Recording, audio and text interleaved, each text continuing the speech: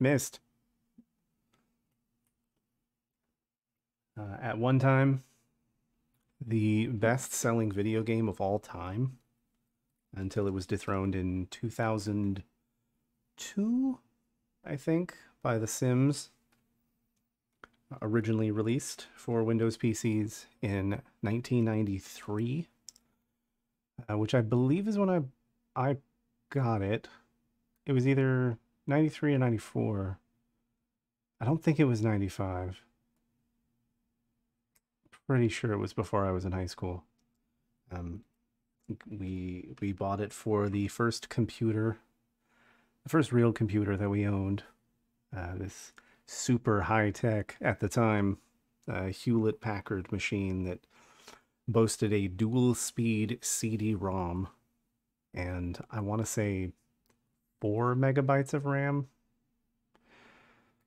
Um, the CD-ROM was the big deal because that is what let us play games like Myst and The Seventh Guest.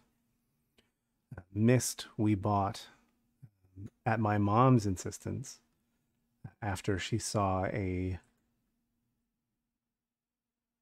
story about the game on, I think, Dateline NBC, talking about how amazing that it was that there was a video game where you didn't kill things and you didn't crush monsters and you didn't shoot anybody and you just walked around and explored a beautiful world and solved puzzles, which my mom was intrigued by. My mom was always a closet gamer. Later in her life, she got super into like Zelda and um, she just needed a very slight push to make her a gamer, and the Myst series was one of the things that really hooked her. So she and I played the Myst series, the first two games anyway, almost like a collaborative game, like a co-op game, which is ironic because the whole hook, the whole premise of Myst and the whole Myst series is that you are alone on an island or you're alone in these places and you have to solve these puzzles relying on nothing but yourself. But for me, the Myst series has always been a cooperative experience. I have always played these games with other people. You know, the first two games I played with my mom, and then the later games were cooperative experiences with my friends. Um, but that's what I'm going to try to recreate here. My goal is to do the entire franchise, at least the five mainline games: Myst, Riven, Myst 3 Exile, Myst 4 Revelation, and Myst 5 End of Ages. There is another game in there called Uru that I've never actually played. That is the one oddball one that I've never played. I've seen quite a bit of it because my roommate bought it when we went through this crazy Myst phase. We played all the games all the way through. This was when Myst 5 came out back in 2006. I want to say 2006, 2007. No, it must have been 2005 or 2006. Um, but this is the first game. We are starting with Myst. We're going to start with this is Myst Masterpiece Edition, the version that was released in 1999, I'm pretty sure. And Myst Masterpiece Edition is the closest thing to the original game that you can actually play to some degree on modern PCs. The original version released for Windows 3.1, which is what we had on the computer that I originally bought it on, Windows 3.11, Windows for Workgroups. So unless you have a virtual machine or an emulator, you're not going to be able to get that to run on modern computers. This is actually running inside a SCUM VM virtual machine, which is the only way I could get it to run properly at all, even this Masterpiece Edition. They've re-released Myst many, many times on many different platforms. The most popular of the remakes probably is the Real Myst, or Myst 3D, which turns the game into a sort of fully rendered environment and lets you move around freely like a first-person shooter. And I had that one too. That's one of the 3 or 4 or 5 times I've actually bought the original Myst. I decided not to play that one for this. I actually tried it for a minute, um, thinking I would play that on the stream, but I started it and don't I don't like it. I don't like the way the island looks as a fully quote unquote immersive 3D environment. It looks more fake when it's rendered in 3D. It looks less real. It's less immersive to me. It all looks and feels kind of flimsy. And the additional stuff like the day night cycle and the weather effects add absolutely nothing to the experience. And so the idea was to make it more immersive for more modern gamers, and the result was to make it less immersive for crotchety old guys like me. And I fully admit that there's probably a bit of, that's not how it was back in my day kind of vibe. The game has just been re-released and remade again, with an emphasis, I think, this time on virtual reality. But I don't have a VR rig, and looking at the game, you can still play it without the VR setup. But again, I just don't like the way that it looks, and it looks like they had to change some of the puzzles to make them function properly in VR, to make the various buttons and switches and things function at a height that is manipulable by a VR player, and it just messes with the look and the feel. And for this, I wanted to get as close to that original experience as was possible. So that's my goal for these games, for this series of streams, is to just re-experience the games. Now, I don't have a guide or a walkthrough or anything in front of me. I do remember the game fairly well. I don't remember the exact solution to every single puzzle. And this will be a bigger deal when we get into later games in the series. Myst, I remember pretty well. Riven, I mostly remember. Myst 3 is kind of a vague blur, and I don't remember 4 and 5 at all. I remember the stories of those games, but I don't remember the actual puzzles or solutions to anything. So replaying the later games of the series is going to be like playing brand new games again for the first time. But Myst, I still remember pretty well. So I'm gonna try to recreate the experience. This isn't gonna be a speed run or anything. I could speed run it. You can technically beat Myst in about 45 seconds if you have already done it once and know the location and solution of the final puzzle. You can beat the whole game in under a minute. But this is not going to be a deliberate speed run. I don't have a guide. I don't have the answers. I don't remember the solutions to everything. I do have a notebook here to take notes, because taking notes is imperative in Myst. The game expects you to write things down, as you will come across all sorts of notes and things, and the game will not keep track of any of it for you.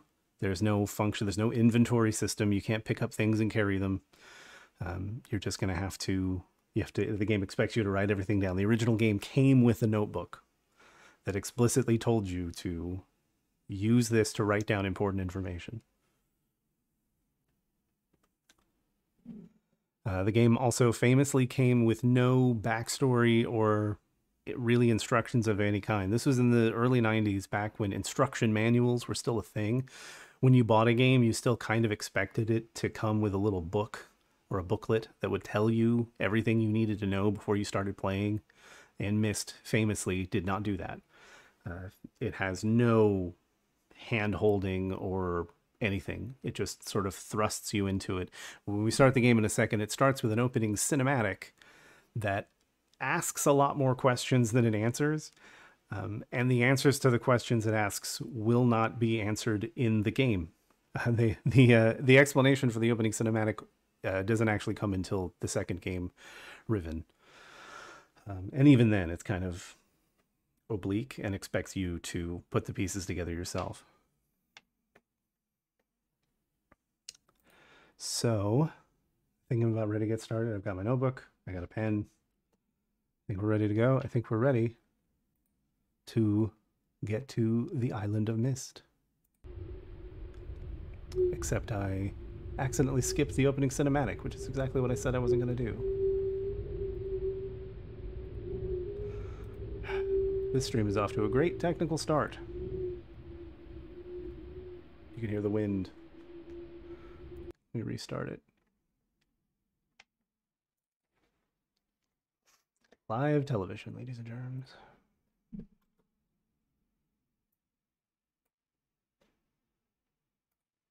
All right, let me make sure I've got everything here.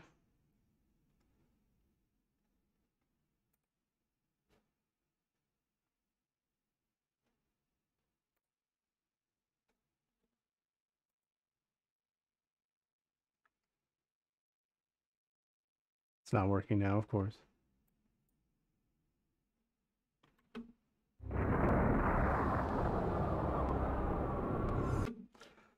Okay, where are you?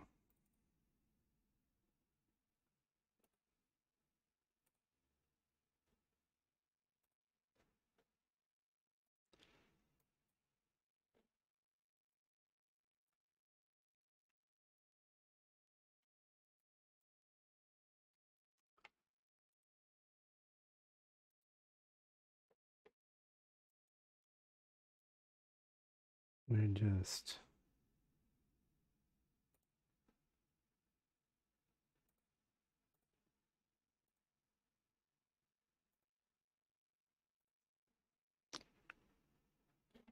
Are you there?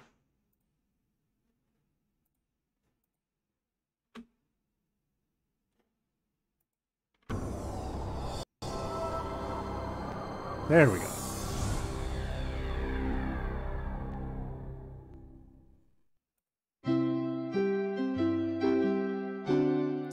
Game starts with a little bouncy music.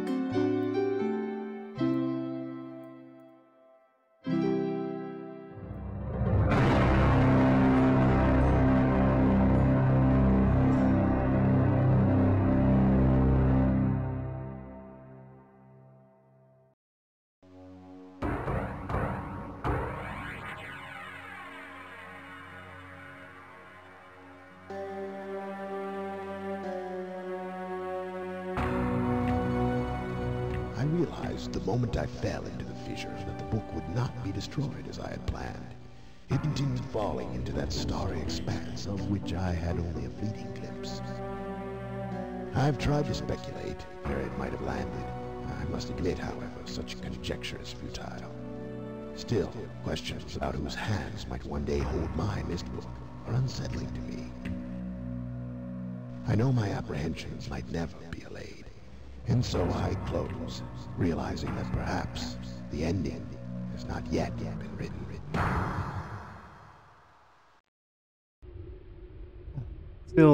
Still one of my all-time favorite video game openings. That little scene. So as I said, who was that guy falling into what looked like a hole in space? Why did he disappear when he opened the book? What was going on? None of that actually gets explained really until Riven. So this is the interface of Myst, if you are unfamiliar with this game somehow. I can't expect everybody to know about it. The game came out almost 30 years ago. Very simple. This is your hand. You point at things and then click on them. The hook of the game is that you are supposed to be playing... Canonically, the character that you play as is called the Stranger, but the idea is that you're supposed to play as yourself. The advertising materials and the instruction manual were all harping on the idea that you should play the game as if you yourself are there. What would you do? And what would they expected for what you should do to be flip a bunch of switches, but we'll get to that. So here we are. Found a weird book on the ground. The ground is called Myst, or the book is called Myst.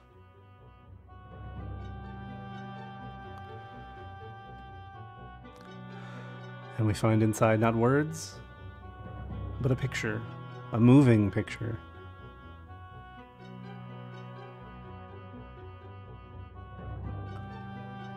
All of the videos, all of the animation in the game is all featured in these tiny little boxes because the game was more or less a slideshow with small animations glued on top of them. They basically built the whole game in HyperCard. It's basically an elaborate PowerPoint presentation. So we see the moving picture, we click on the picture, and we are transported to the location within. Bird. So this is Myst Island. The sound design does a lot of the lifting, a lot of the heavy lifting, because they couldn't have animated lifelike environments. These beautiful pictures, gorgeous art, but they couldn't do, you know, for example, the waves lapping against the rocks, the grass moving in the breeze.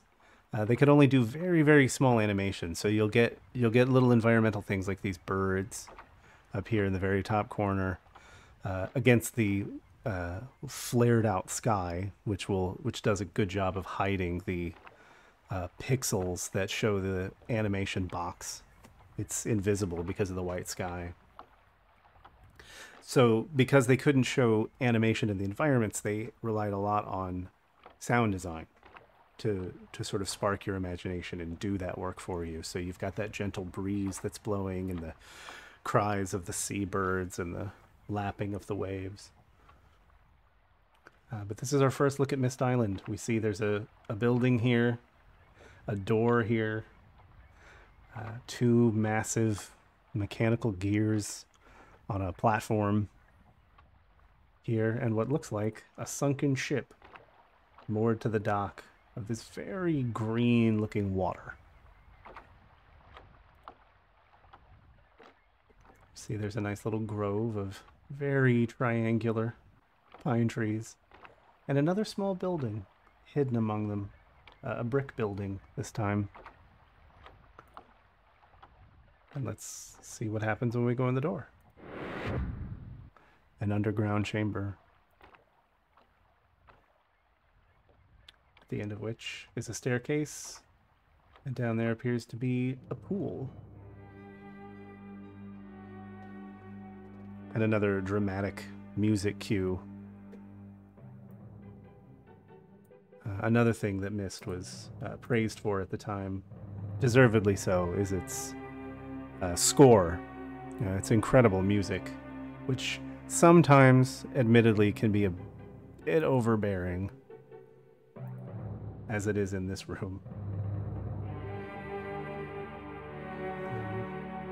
And also the triggers for the music are a bit odd, because if I take another step forward, the music shuts off. The music is all... The specific music cues are triggered by where you're standing sometimes. So if I turn again, the music will... The same music cue will trigger again.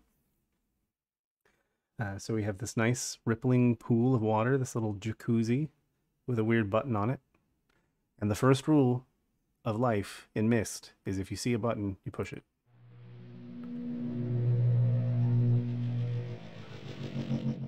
And we see the pool is nothing but a hologram. Push it again. Pool comes back to life. Interesting. Ah. So panel. And we see that the hologram is apparently called the dimensional imager. And these are its settings. 40 is the topographical extrusion test. Obviously it's set to 67 now, the water turbulent pool. And 47 is something called the marker switch diagram. So let's see what that's about. So we push the little button, expose the control panel. It said 47 was the marker switch. So let's see what that is.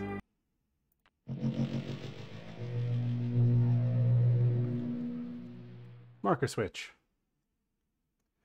If you noticed, there was one of those on the dock outside. So now we know that's a marker switch.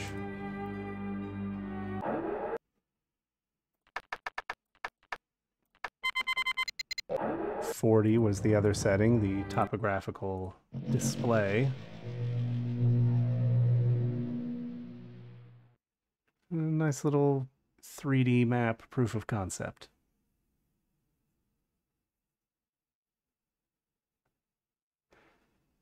Some snow-capped mountains.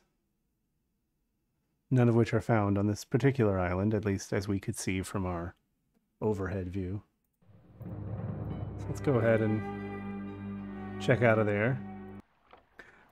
If we look back, we can see the map is still there. And the door closes behind us, as they frequently do in Myst. So this chamber sort of represents another common gameplay element of Myst in the Myst series, is the game invites you to encounter something, play with it, not understand its purpose, and then just leave. The game fully expects you to have the patience to realize when you do not know what you're supposed to do with something and just move on to something else. That's sitting there and banging on it. You could theoretically figure out what you're supposed to do with the dimensional imager by going through all 100 possible numbers. But that would be a waste of time, because if you just have patience, everything will be revealed to you. So since we found out this thing is called a marker switch, let's flip it. See what it does. Nothing. Doesn't do anything.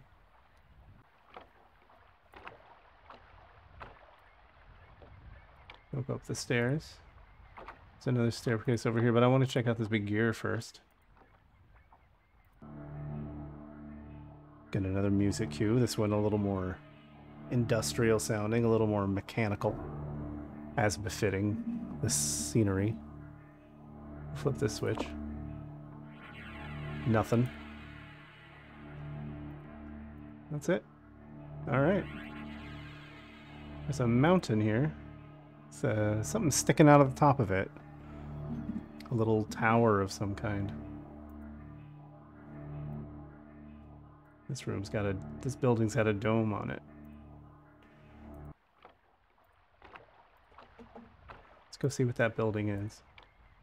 Can't get to the forest from here. Oh, wait. There's a piece of paper on the ground. Catherine, I've left for you a message of utmost importance in our forechamber beside the dock.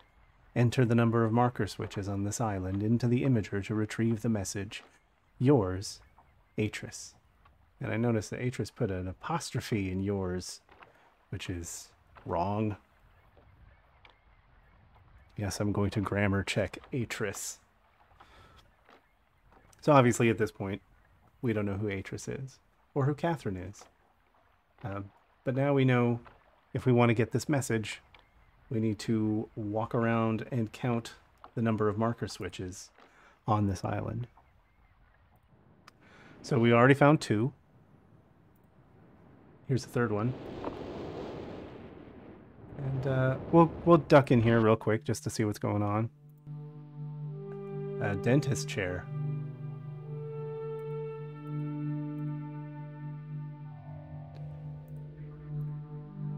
Sit in it. And we've got a little switches that change the date and the time, and a button that changes something on here. Hard to say what exactly. But if you come over here and turn off the light, now you see the star field. And then you go back to the chair. You can see as you change the date, you change the view of the stars. But again, as with the holographic imager, what's the purpose of this? We don't know yet.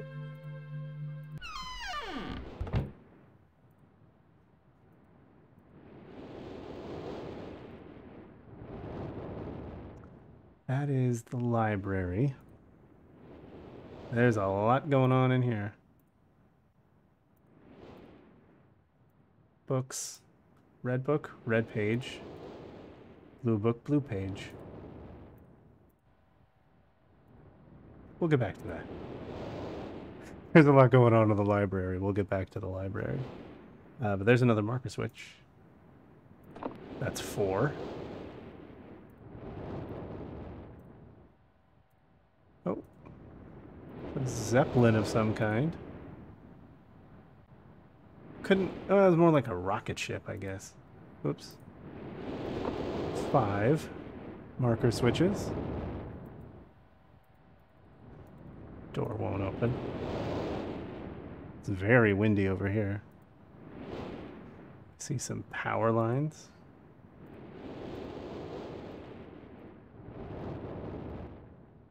Got another marker switch over here. Oh, butterflies.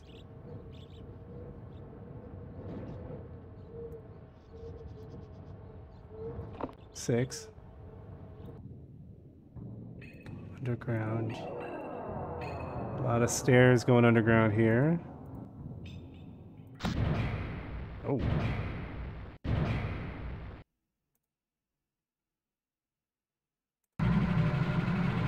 And we've got some very loud machinery down here.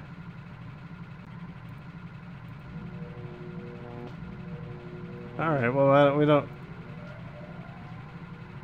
Oh, power to spaceship. Alright, well, let's get out of there. We don't quite know what to do with that room yet. But again, we'll just be chill. We're just exploring. Right now our mission is to count marker switches. We're up to 6. Now there's another one, which we can't get to flip it. And if we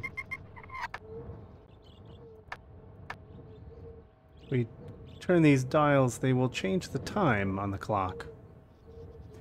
Again, though, to what purpose? So that... Now, I remember my mother and I having an argument for like 5 minutes about whether this marker switch constituted as being on this island. Because it's slightly off the shore. I'll go ahead and tell you that it does count. That's number 7. And here, this is the other side. This is behind that brick building we saw in the trees. That brick building is over behind. Here it is. This is the bricks that we saw surrounding this very tall tree. So we're up to 8 marker switches. And that is the number. So we're going to head back to the dock.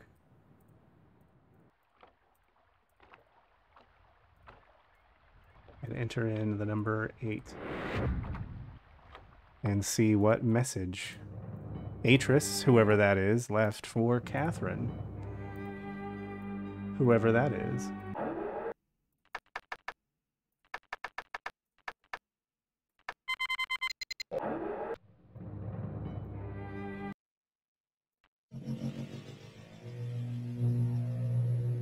Catherine, my love, I have to leave quickly. Something terrible has happened. It's hard for me to believe. Most of my books have been destroyed.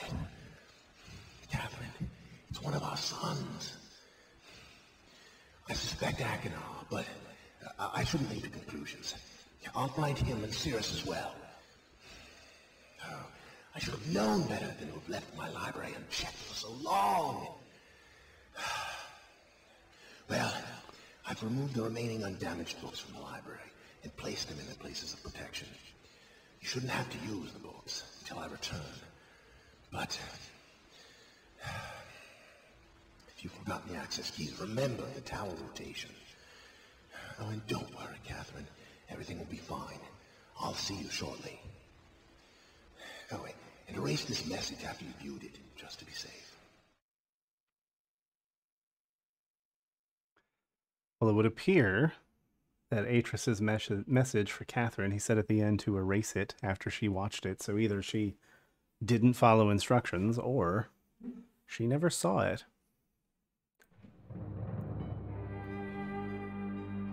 Spoiler alert for the sequel. It's the second one. She never saw it. So that was Atris. We recognize his voice from the opening cinematic, the guy who dropped the book that brought us here. And now we hear that most of his other books have been destroyed by one of his sons, Sirrus or Achenar, but he doesn't know which.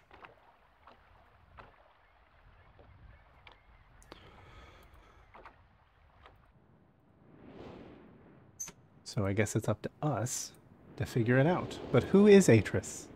And what are his books? And why are they important? And why did one of them bring us here? Well, if he was talking about books, that'll bring us to the library. And there is a lot going on here. First, there's a cool little mural in the ceiling. I can't tell if those I think those are supposed to be clouds. This is a chandelier.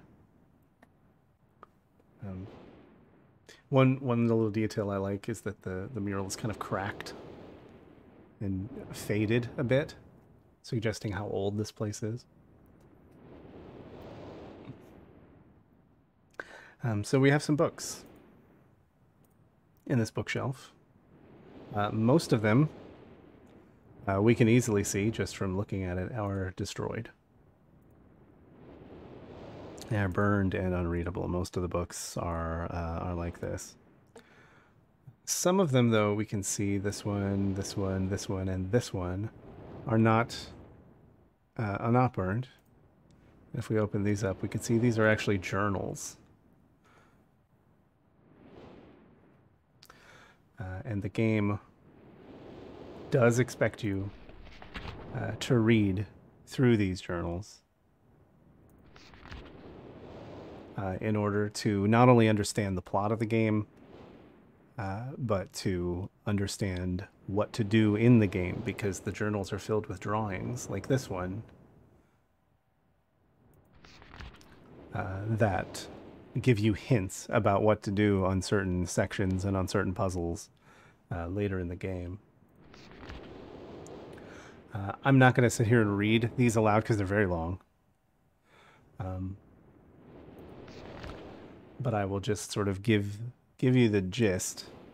I'll hold on these pages long enough. If you're watching this later, if you're watching the VOD, and you can go back and read them if you'd like, frame by frame. What the books tell us, the gist, is that Atris is a practitioner of something that he calls the art. And the art is this ability to write a book that connects to another world. Atris's belief is that when he's doing this, he's not really creating the world, he's just connecting to one that already exists. This is how the book we found brought us to this place, wherever this place called Myst is. And in the journals are his experiences going to these places for the first time. And sort of getting to know the people that live there. And he talks about bringing his sons, Sirrus and Achenar, with him. Most of the time when they're described in these books, they're younger. They're very young. They're children most of the time in his description. This book we picked up is for an age called the Mechanical Age. And the gist of this one is that there were people there who were peaceful, happy people. And then one day, the sky turned dark and black ships appeared on the horizon. And they were like bloodthirsty pirates. And they came in and started to kill everybody. And So Atris helped them build a fortress. Atris and Sirrus and Achenar helped them build a fortress in order to protect them from the black ships. And once the black ships realized that they couldn't penetrate the walls of the fortress, they gave up and left. And that is the gist of that particular book. And that's the one we're going to focus on now, because that's where I want to go first. So there's a fireplace over here. The fireplace, if you'll notice, is just big enough for us to crawl into. And if we do, there's a button. Oh, and there's a little panel. Or we can make the worst noise in the world.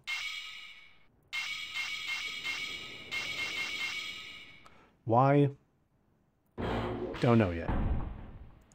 We'll have to come back to that.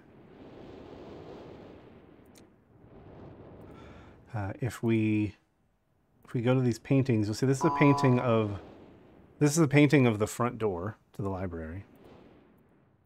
It's just the library door, and if we touch it, we get that buzzer sound. There's a matching painting on the other side of the bookcase, though, that depicts the bookcase. I didn't mean to click on it. It depicts the bookcase doing this, sinking into the floor to reveal a secret passage. And when we do that, the front door to the library closes. So you can't leave this passage open. You have to make a choice. So let's follow the passage. We'll get to those books in a second. So it takes us to what looks like an elevator. And it is, in fact, an elevator.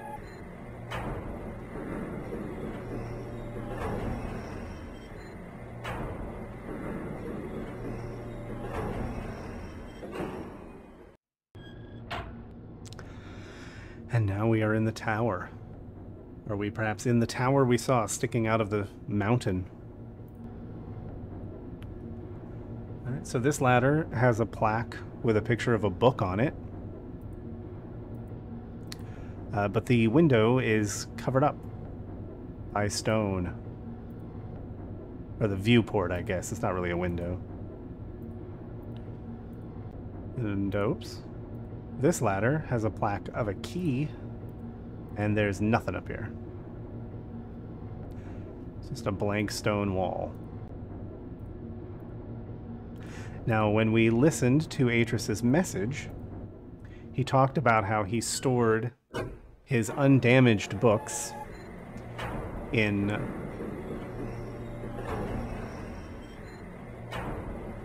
I'll wait for the noise to stop. In what he called the places of protection, and that if Catherine needed to use the books, we should remember the tower rotation, whatever that means. We were just in the tower. Perhaps if we can rotate it, we can find the places of protection. But let's explore these books. So we see there's a red book and there's a blue book, and each one has a page of the same color next to it. Let's do red first. So open the red book. It looks a lot like the book that brought us here, but when we open it,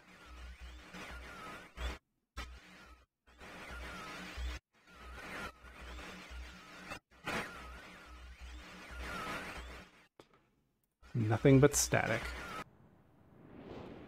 So let's put the missing page back in.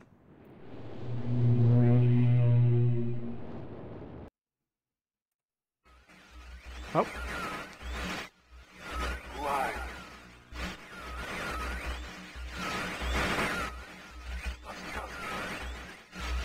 Bring me a red page.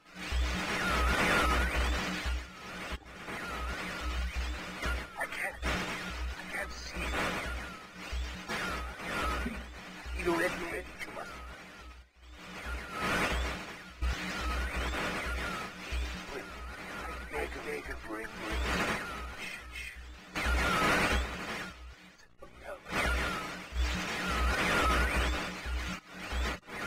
I'm serious. Give it up.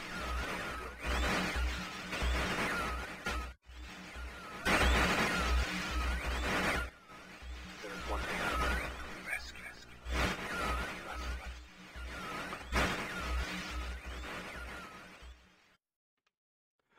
So that very staticky man was Sirrus, one of Atris's sons, who appears to be trapped in one of these books. He would like us to bring him red pages in order to rescue him. He had long ago given up hope, he says. So if this is Sirrus, then it would suggest that this is Achenar. I'm going to go ahead and put the page in. Serious?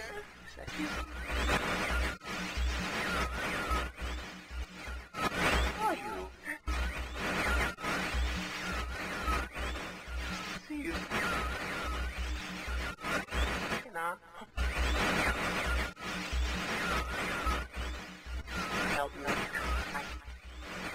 Bring blue pages.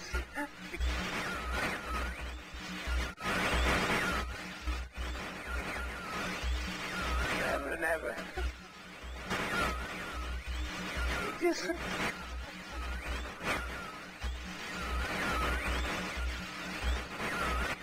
I must have the blue page.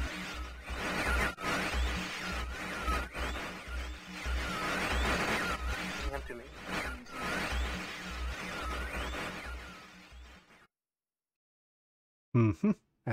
As suspected, this was Achenar. So, it appears that Atris's sons, one of whom is responsible for the destruction of his books, which we learn from the journals in this library, are basically magic. One of them, according to Atris, is responsible for destroying those books, but they've both been trapped in these damaged books that are missing pages, and each of them would like us to bring them back, the missing pages, to free them. And that's going to be the spine of the game. That's going to be our basic gameplay loop. We're going to go out, find a missing page, and bring it back. Where are the missing pages? Well, the only place we know about at this point would be those places of protection, which means we need to figure out how to rotate the tower in order to find them, in order to find the access keys. So let's take a look at the map, the only thing left in this library for us to explore. So we can see that the tower is here. We see the dock and the gears and the spaceship, the little building with the electrical power plant, the tree and the little house next to the tree. The clock is over here. And if you notice, the clock doesn't appear on the map, but all of the places where we flipped the marker switches do. Hence, marker switches. And this is the tower, and when we hover over the tower, we can see our hand changes into a grabby hand. And when we grab it, it rotates.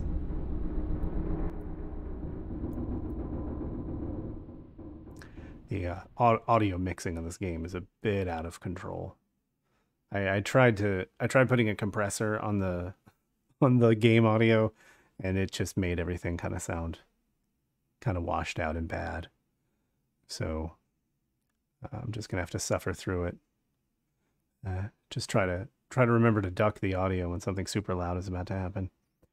So we see now this red line is lined up with the dock, and it's turned red.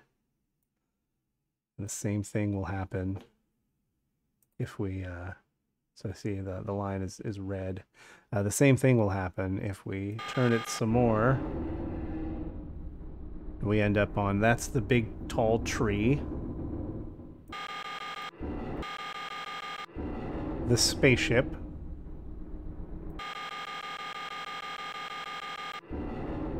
And the gears.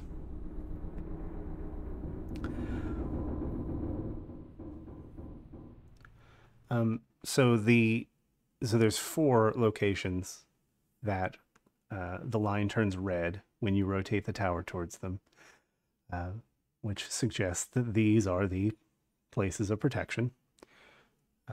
You can do these 4 missions, so to speak, these 4 ages. That's what Achenar calls the worlds that he links to through his books. You can do them in any order.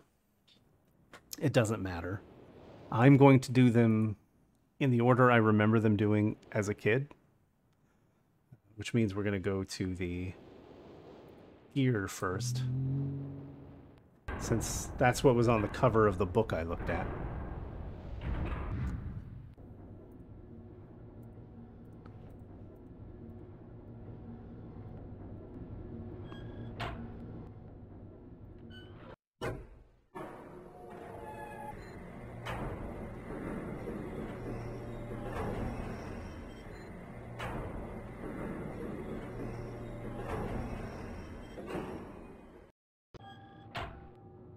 And we can already see now that the viewport in the tower is open, and it's looking down at the gears.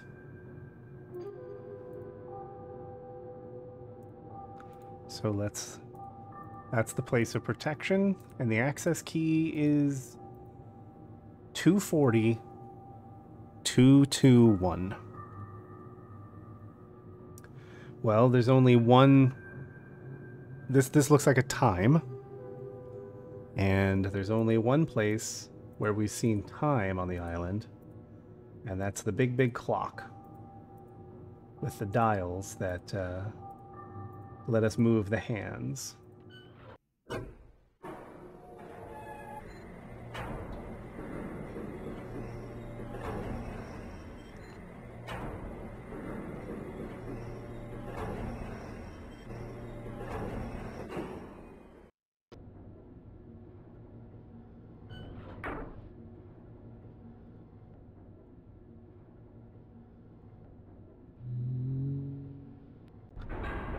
Open that door again.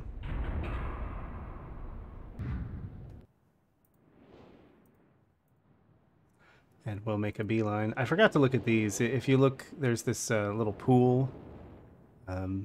Mentally, I always thought of it as a bird bath, but it's not a bird bath.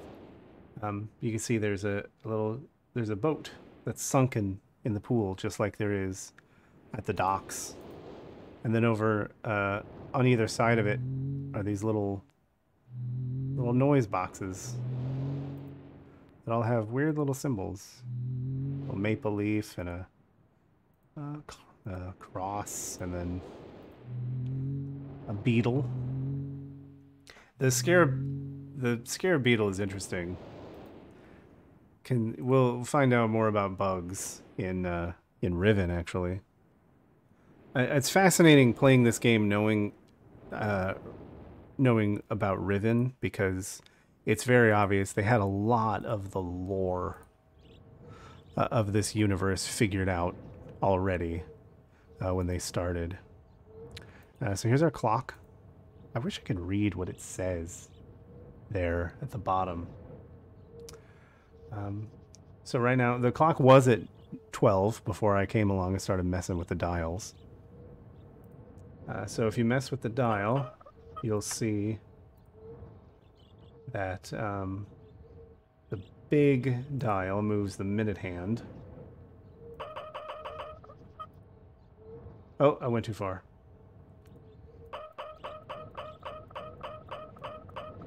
It moves it in 5-minute increments. So that's 40. We got to get to 2. It's at 6. So 6, 7, 8, 9, 10, 11, 12. 1, 2. And push the big red button.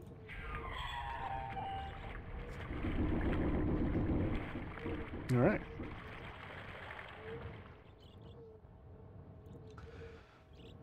Walk over here. Flip that last marker switch. Now we flipped them all on. Still nothing happens. Open the door. And so the other half of the access key was 2, 2, 1. So we have these turny gears. And we have 2 levers, 3 levers. This one does nothing. This one, when we turn it,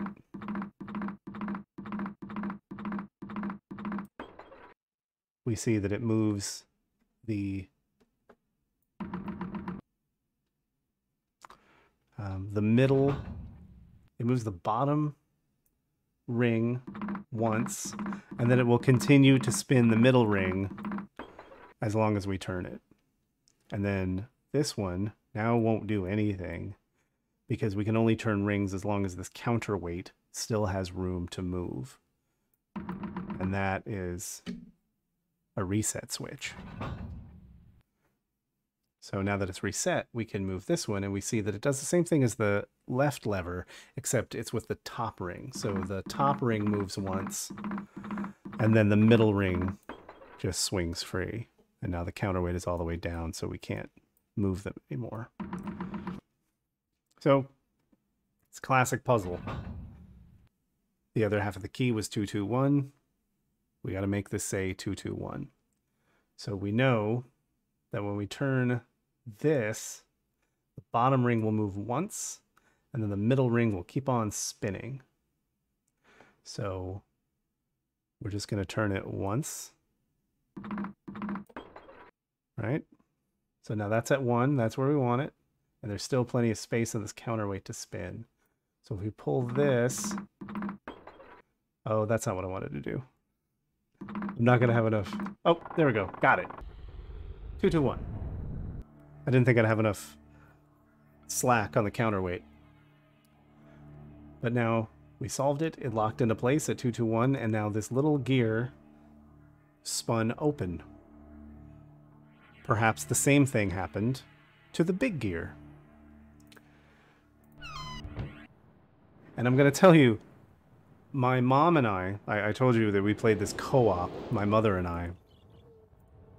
We figured this out the first day. First day we bought the game, got it home, got it installed. We did this. We got the clock. We figured out the weight puzzle. But what took us forever to do was to go back and look at the gear. It took us days for it to occur to us that we needed to go back to look at this gear.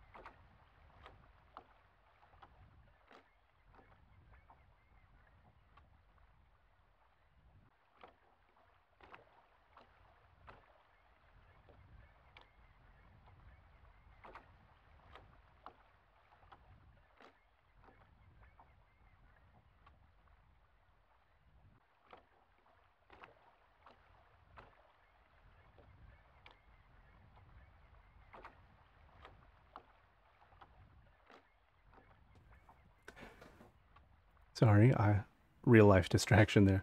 But for some reason, it took us forever. It took us days to realize that after doing the puzzle and seeing the little gear open up, that we needed to come over to the actual real life gear and explore it. And when we do, we see that just like the miniature version, the real one has opened up.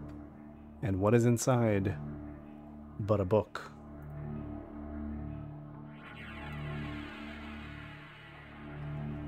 And much like the original book, this one contains the image of another world.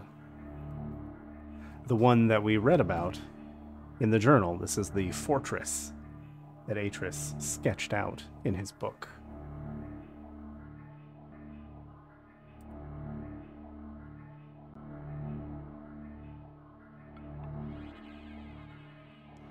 This just loops until we click on it.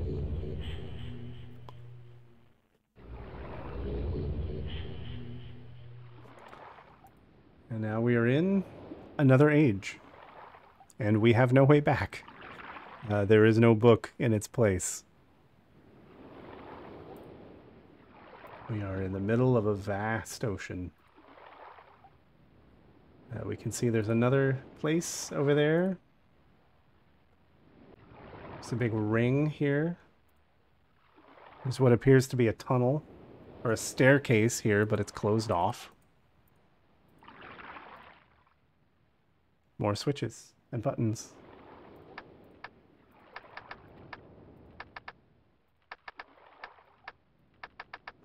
And what is obviously a combination lock of some kind, but we don't know the combination yet. And so we can see here this track would suggest, and we can see the gears under the fortress would suggest that this whole thing is going to rotate, which is probably, if we can rotate this walkway, would let us get over here to whatever that is.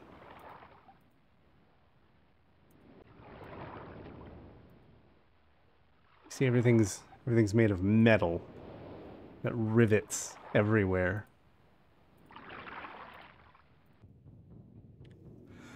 So unlike Myst Island, where everything felt very natural, you know, there's all those tall trees and there's grass everywhere and the wind blowing. This age is much more metal. It's much more obviously wrought. This age, which is called the Mechanical Age, though I don't think it's ever actually called that in the game. It's called that in the credits.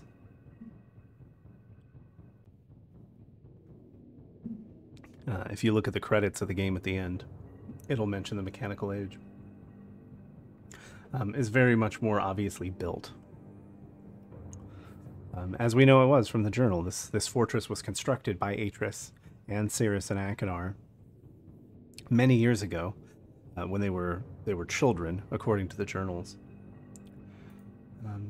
So we don't know much about Achenar, aside from the vibe we get from his journals, which suggests he's kind of like a chill dude. But here in the Mechanical Age, we're about to learn a little bit more, which is to say a lot more, about Sirrus and Achenar.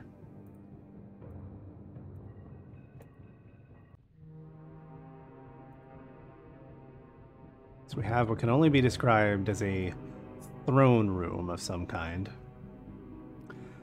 A rather intense looking room. We've got chains hanging from the ceiling. Over here we've got a sword and a helmet. There's an animal skin here hanging from the wall. A treasure chest. Got another, more weapons of some kind here. Crossed swords over a shield. The head of some sort of monkey ape type creature. Stuffed and mounted on the wall. We have more weapons. Maces and morning stars, more chains. Very intense. This is a room of battle. This is a room of someone who loves battle. We have a bench. A little Jack in the Box. Except, oh, snakes! So, someone who has not only a fondness for weapons, I got a crossbow here. A fondness for weapons, someone who seems to like violence. But also has a twisted sense of humor from the snake in the box. You see the throne here with a blood-stained axe, excuse me, and a dagger. It just weapons just everywhere. So they're not only bloodthirsty, but they're also a slob.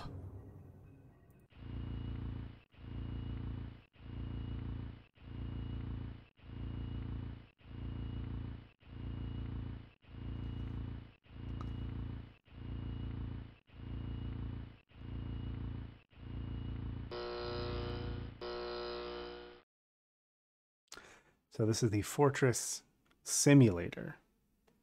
We've got two knobs down here. We pull this one up. That sort of gets unmoored. Sort of moves off center. Pull up this one. It actually rotates. And if we let it go, and pull this one, it stops. And it makes a little noise. And as I said earlier, the sound design is very key in this game. The game will often give you clues with sound. So when it stopped on this one, which we'll call the east node, it made a little sproing sound, which I'm actually going to write that down. The first note I'm making, since I didn't have to write down the access key because that's embedded in my soul. I'm writing down east sproing.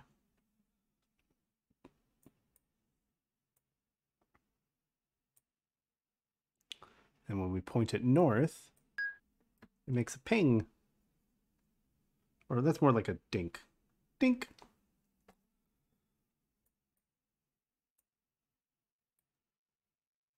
West. That's like a sci-fi noise.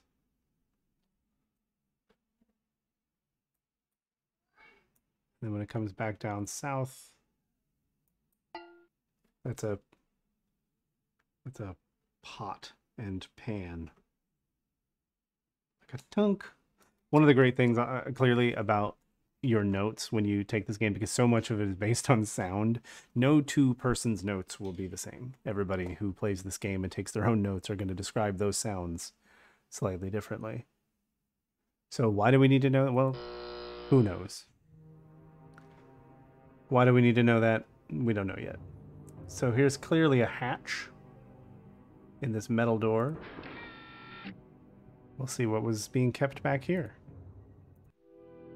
Oh. A cage. A wooden box. What's inside? It's a severed head. And the way that this head is like tucked, this is its neck. The way it's tucked into this box suggests to me that it's either a dismembered person or there are like several heads in this box. The game won't let us fully open the lid. And kind of, I'm okay with that. We can see here this bottle has a skull and crossbones on it. So does this one. These are all different poisons, it looks like. And here, on this little apothecary shelf, is a blue page. We pick it up, and we just have it in our hands. Now the game, and this is honestly, to me, the one real drawback, the one, to me, design flaw of Myst, which is the lack of any kind of inventory system. And I think the idea was to prevent you from just running through all the ages and collecting all the pages at once and then putting them all back in the books simultaneously. Or it was a technological limitation. I don't know which one it was, actually. But the result with the pages is you can't carry more than one at a time. So I can put this page back. If I find the red page in this world and pick it up, the blue page will disappear out of my hand and reappear back on this shelf. You can only ever carry one at a time, which means if we grab this and then take it back to Myst, however we do that, we haven't figured out how to get back home yet, that means we have to come back here in order to get the red page, which is the fact that the game, if you want to fill both books, you have to go through every age twice, is kind of irritating. We see this cage. It's got a switch on it. What does it do? Oh, it's an electrical cage. So, yes, and here's a meat cleaver on a chopping block, which is also stained with what appears to be blood. So from the from the fact that there's a blue page in this room, the fact that blue is on the throne, it's reasonable to assume that this room is Achenar's. Achenar, of course, was the guy in the blue book. And from this room, we can see that Achenar looks like a super bad person. This may be why Atris said that he suspected Achenar of the crime of betraying him and destroying his books, because it seems like Achenar is a creep. Let's see what's down this hallway. There appears to be another throne room. This one dominated by the color red. See a little red bird?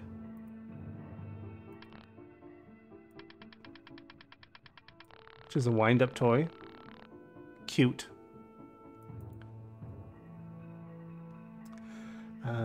We have little models here of various things from Myst Island. We have the spaceship.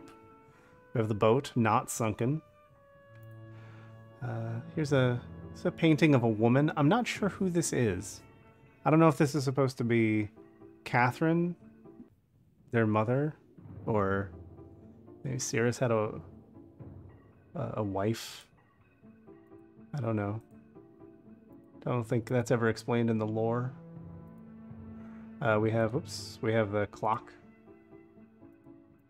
from Myst Island is here. This is neat. This confused the hell out of me when I was a kid. This is I think it's supposed to be the reflection of the throne, which you shouldn't be able to see if you're a human person looking down at this thing. You should be seeing your own reflection in the window, but that's why that tripped me out when I was a kid. And then here we see a telescope. Nothing. Now, if we remember from the journal that we didn't actually read, but I summarized, this fortress was built to withstand attacks from a seafaring bunch of pirates. So you can see why a telescope pointed out at the ocean would be something they would definitely do. With gems that light up.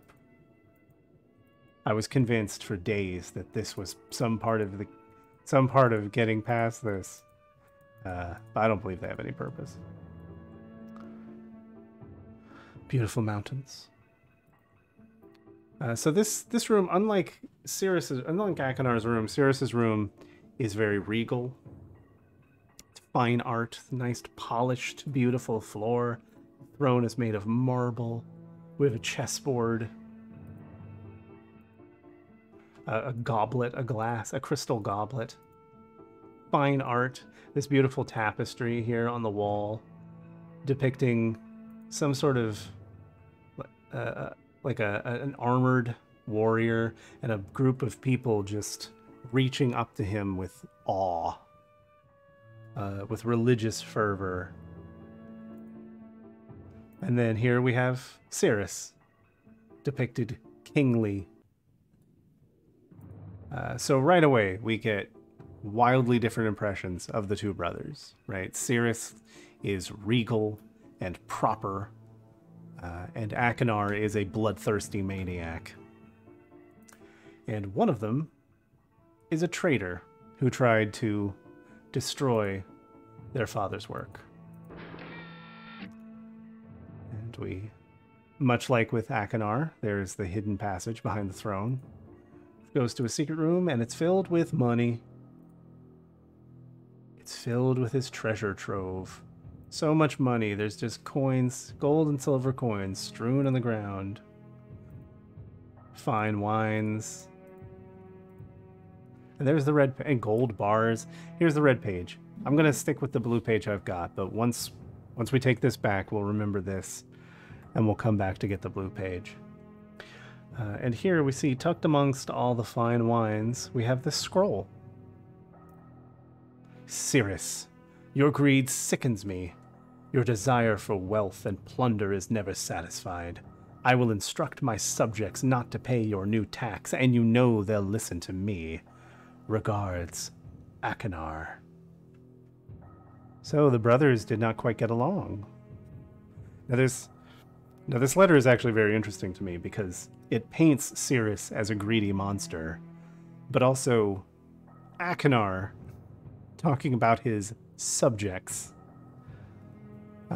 is also funny. So both of these guys seem like shitheads. But Sirrus, we see Sirrus definitely seems to be bent towards the acquisition of wealth and worship and power. Whereas Achenar is just kind of bloodthirsty and crazy. But alright. So we have this page. How do we get back to the blue book? So this is the hallway that connects. If we go back here, we'll get back to Achenar's room. But this is the hallway behind them. We see there is it looks like a cylinder here with a reflective surface. Again, you should be able to see yourself in the reflection. It's the kind of thing that used to drive me crazy when I was a kid. But this is sealed off. So let's turn back. And if you can recall from the journal that I kind of skimmed through, there was a sketch of a staircase that would kind of go up and come back down mechanically. So when we push this button,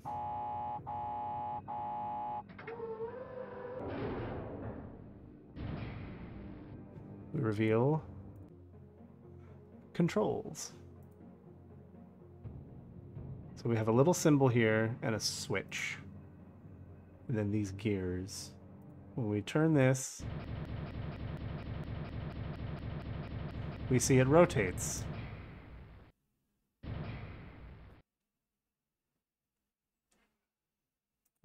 To what end? What did that do? I actually don't think it did anything. I think I rotated it back to where it was. Let me go back.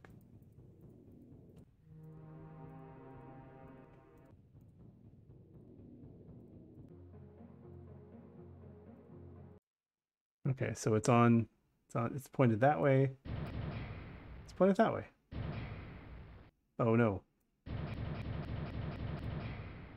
So it's hard to see in the window because the resolution of the game is so low that you have to kind of play it in a smaller window or it just gets all washed out and pixelated. But there's a circle and then there's a gap in the circle and we're trying to line up the smaller. There it goes. Trying to get it to stop there. Trying to get it to stop so it's pointed down. There we go. That's what I was trying to do. We'll see what that did. Wrong way.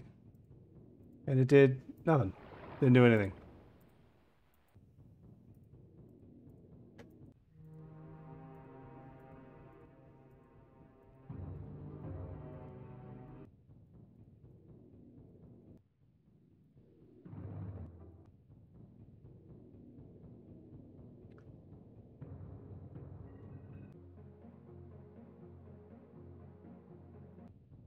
Okay, so this is where, I guess what I'm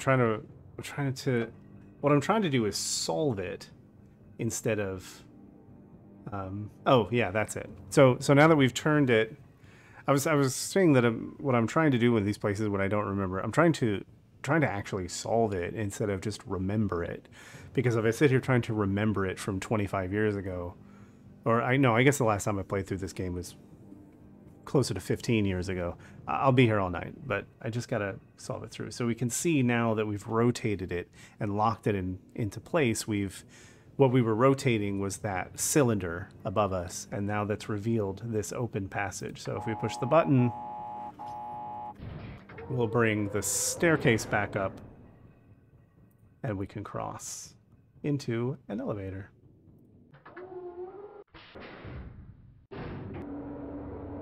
If we push the middle button, that gets us here.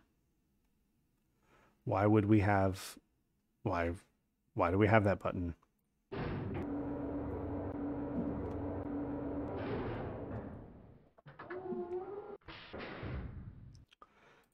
Right?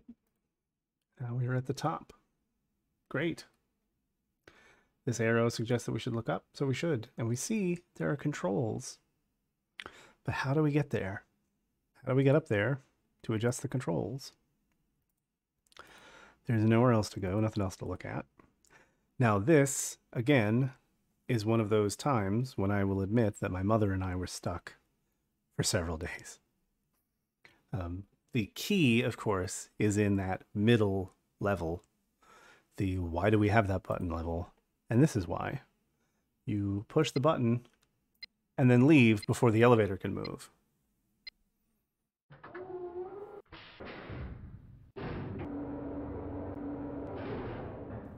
So that you can get to the controls. And as you see, these controls match the simulator controls that we saw in Achenar's room. So this, if we see, sort of loosens it, sort of unmoors the gears up there, and when we pull it back, it locks it back into place. And when it does so, it plays that pot and pan sound. So that's your clue that the tower is currently turned south. So if we unmoor it and then turn it for a while, lock it into place, that's a spring, which means the tower is currently pointed east. So now let's go back. So how do we get the, oh, that's how. Push the button, raise the elevator back up. So now let's go back and see if the tower has rotated.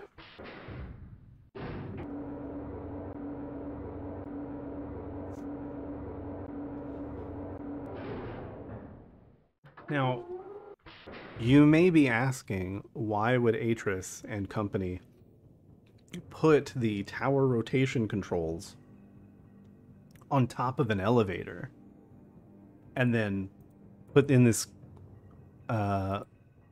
contrived locking mechanism that made it harder to get to? And the answer to that is shut up. But now that we've seen the tower has rotated one spot over and the walkway is pointed to this little island. If we go up the stairs, we can see two parts, two little symbols, which is half of our combination, which I, of course, am writing down. How do we get the other half? Well, nothing over there. Must be on the other side.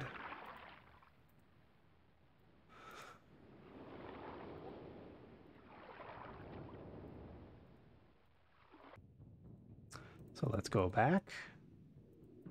Cut through Sirrus's room.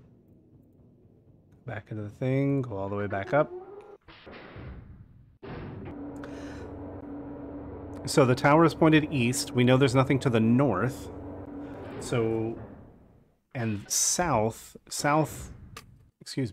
will point it back to where we started. So we need to have it pointed west. Actually, wait a minute. I want to look at something. I'll look at it. No, hang on. I wanted to look through Sirrus's telescope. See if the view changed. But, hang on. So we want it to point, what did I just say? West. So we wanted to make this sci-fi noise. So let it turn for a bit. That's probably long enough. All right, sci-fi noise. See where that gets us.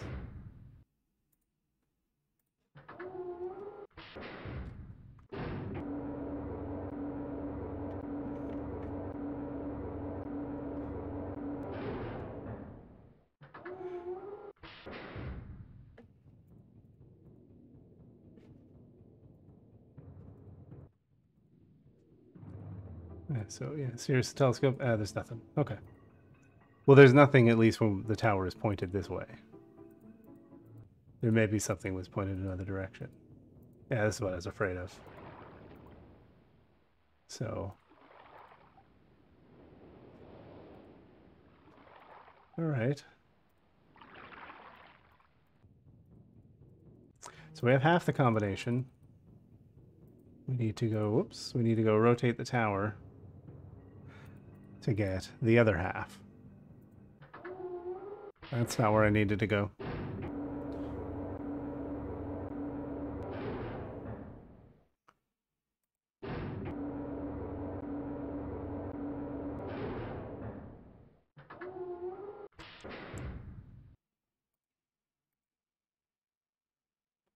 Oops.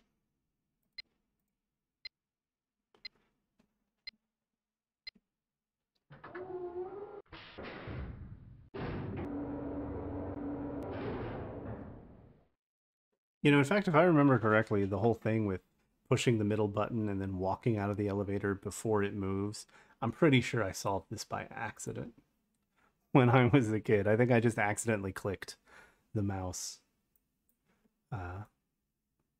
and discovered that completely by accident.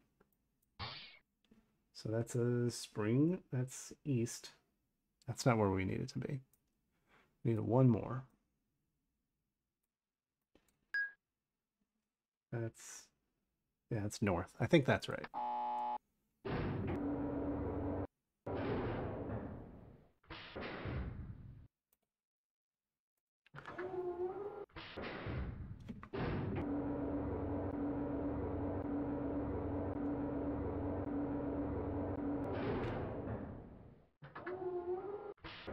And again, you know, I'm probably making the game look simpler than it is because I know the solution to the puzzles. Oh, there's a skeleton hanging from a.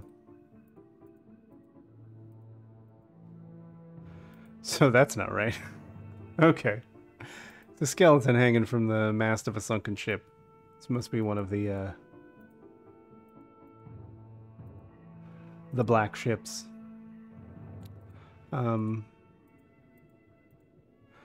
I was it took us a long time to solve all this stuff. I was reading something earlier about the developers of the game, Robin and Rand Miller, stating that they expected the average player on a first playthrough to the average player on their first playthrough to play for about 40 hours to get through the whole game, which probably feels reasonable with you know, trial and error and all of that. I couldn't tell you exactly how long it took us to play it. I feel like we looked with the sci-fi noise, which means it's got to be when it's pointed east.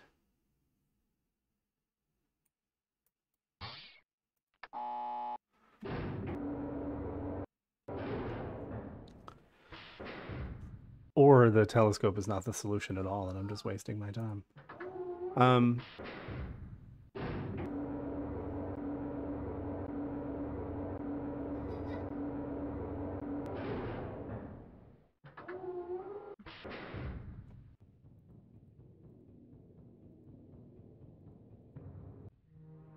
Oh, wrong way.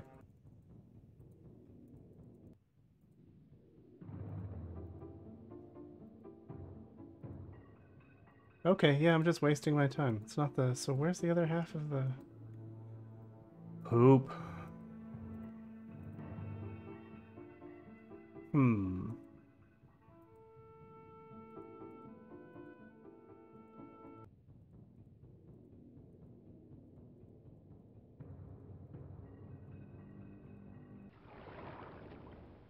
That's half of the combination. The other half... So that's where we came from. Oh, it's over there. So wait, what's the... Okay. Did I not look over there? So this is east, which means I need to swing it north.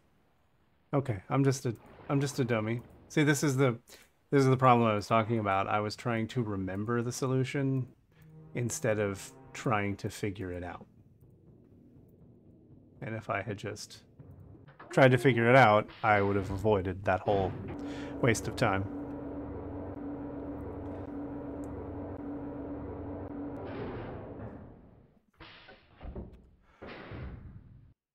So like I was saying, the Miller brothers believed that it would take a new player about 40 hours to complete the game, but Rand, in this article I was reading, boasted that he could beat it in two.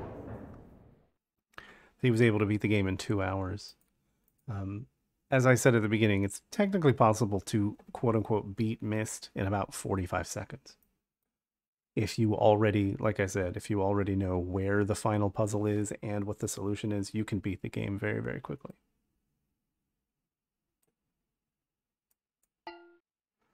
Is that where I need it? Yes. Or, no, that's a... Which way is it turning? I guess that would be... I assume it's turning counterclockwise. Let me go back. Crap.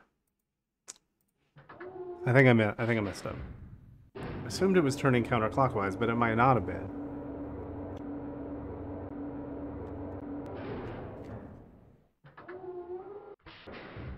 See, this is the trial and error that is the soul of this game. Oh no. So this is, yeah, that's right. That was the pot and pan noise. So it's pointed south. I needed to point north. I need to point to the other side of that.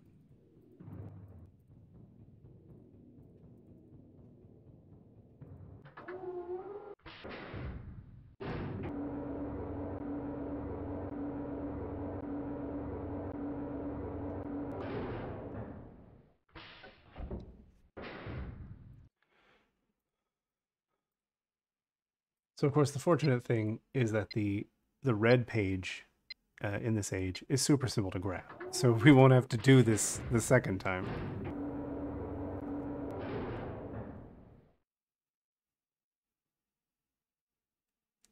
Because the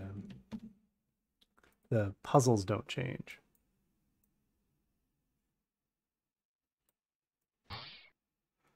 Okay, so it was pointed south. So it is going counterclockwise. So now it's pointed east, and I needed to point north. There we go.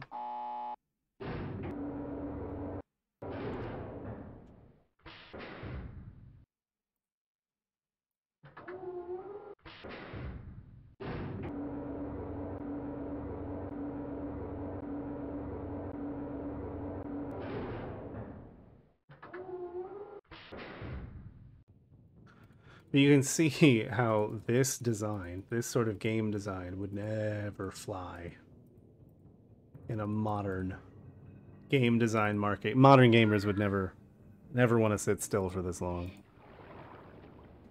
All right. Then we have sort of that symbol. And then that symbol. All right, so now we got our 4 symbols. Now we just need to rotate the fortress again so that it's pointed south. Whoops.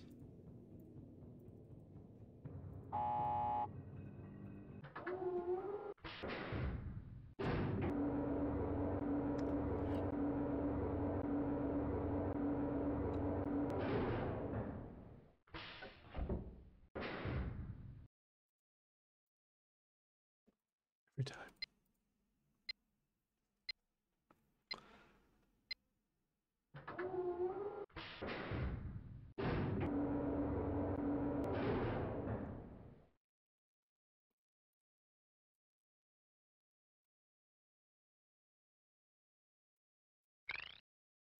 And that's east. Yeah, no, that's west.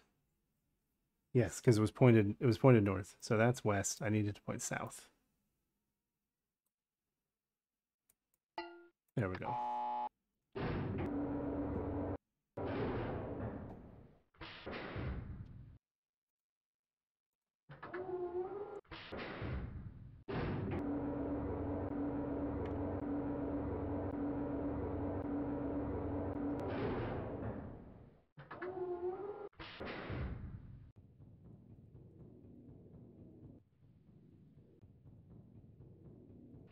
All right, and now we're back here with our combination lock.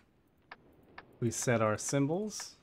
Got the circle with a hole in it. The 3 spikes. There it was. The ball over the 3 spikes.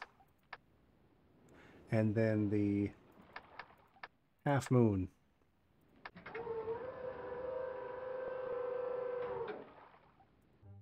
And just that simple, that's the mechanical age. And we link back to Myst. And we can see that this book, so the Myst book that we found took us to the dock. This book links us to the library.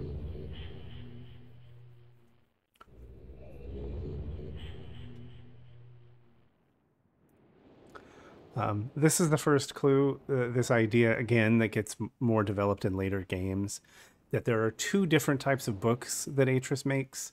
There are descriptive books, which is the actual book that creates the original link to the age, the book that actually makes the world possible. And then there are linking books, which are books that just let you travel to a place. So these Myst books that we're finding everywhere are linking books that let us go to Myst, but they are not the original, the source code, so to speak. So we have a blue page. Let's put it in Achenar's book and see what this maniac has to say for himself. You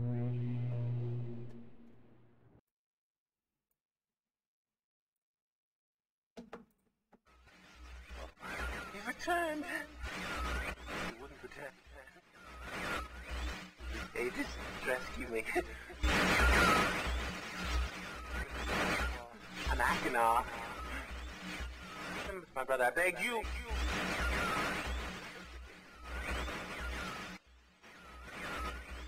To be complete.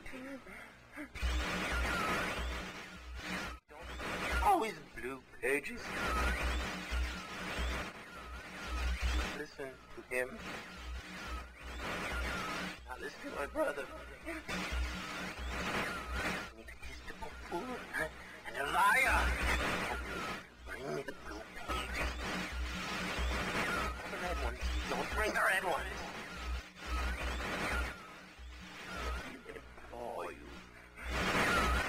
I've been wrongfully imprisoned. You must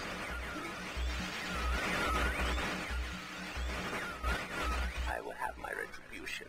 Please bring me the blue pages. Pages.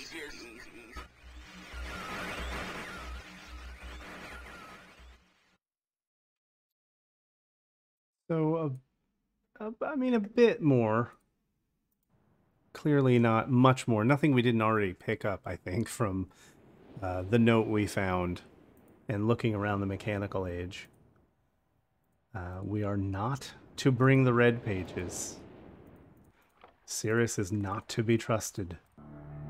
But we do know that he raised taxes.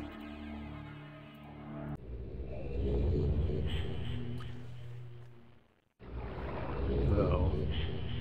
I was going to say we don't know what he raised taxes for. Maybe it was for a good reason, but judging from his opulence, I'm going to guess it's just because he just loves money so much.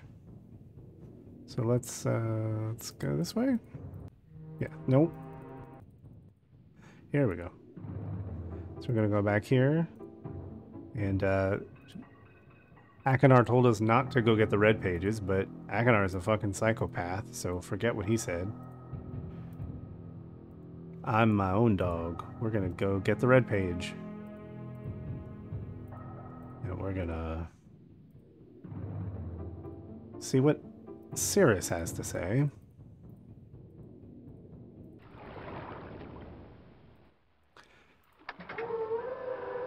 So that the stairway hides itself, but the code is still locked in. So fortunately for us, that second trip wasn't quite so bad. Other ages make it a little more onerous to go back and get the second page. So let's hear from Sirrus, the regal lord. You've returned. Thank you for bringing the red plague. You must continue. My name is Sirrus.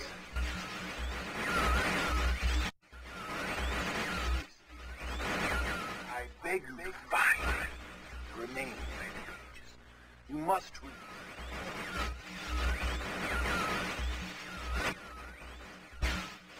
Release me from this book which has become. Bring. I need more red pages, please. Beg. Don't waste time. Look.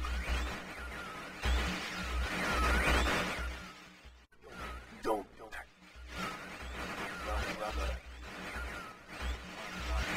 My brother is guilty.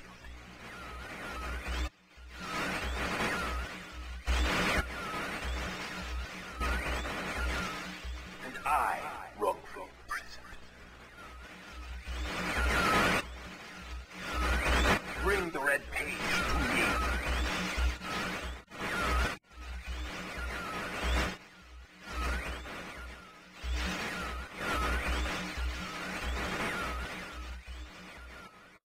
So they both seem, well, exactly like we would expect from their chambers in the mechanical age. They're both Sirrus is demanding, acts like a king. His demand that I demand, bring the red page to me.